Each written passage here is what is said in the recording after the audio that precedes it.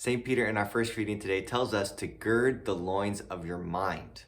What exactly does he mean by that? Well, if you think about what girding loins is, in the ancient world, if you were to wear long flowing robes, when you would gird your loins, it meant that you kind of wrapped up the bottom part of your robe around your legs really tightly, kind of like a diaper, so that you can move a lot more quickly and effectively.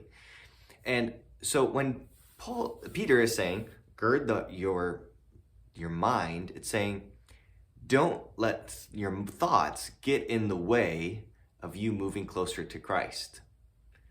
It's an important lesson, I think, especially for today when there's seemingly so much happening in our world today. Are we at the beginning of World War III as we are hearing about this increasingly awful conflict in Ukraine and Russia's invasion? Or what is going to happen with global warming? Or what about the fight for the greater respect for life? Will that be won? What about the struggles that we face in our own life that seem like there's so many things to think about? Recently, I've been rereading one of my favorite books, The Screwtape Letters by C.S. Lewis.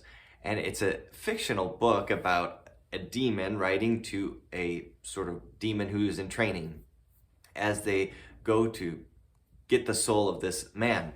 And in it, there's a chapter where they talk about the older demon is giving advice and saying, look, you want your guy to either focus on the past or the future.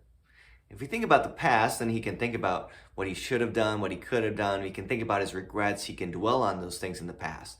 But he said, what's even better is to get him to worry about the future.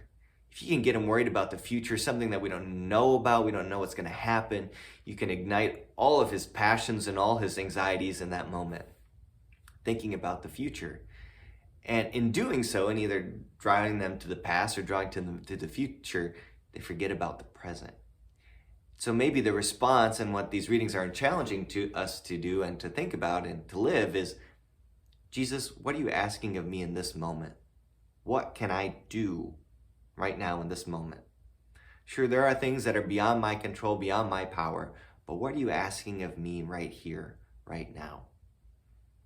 I think prayer, fasting, and almsgiving are ways of rooting us in the present about what we can do right here, right now.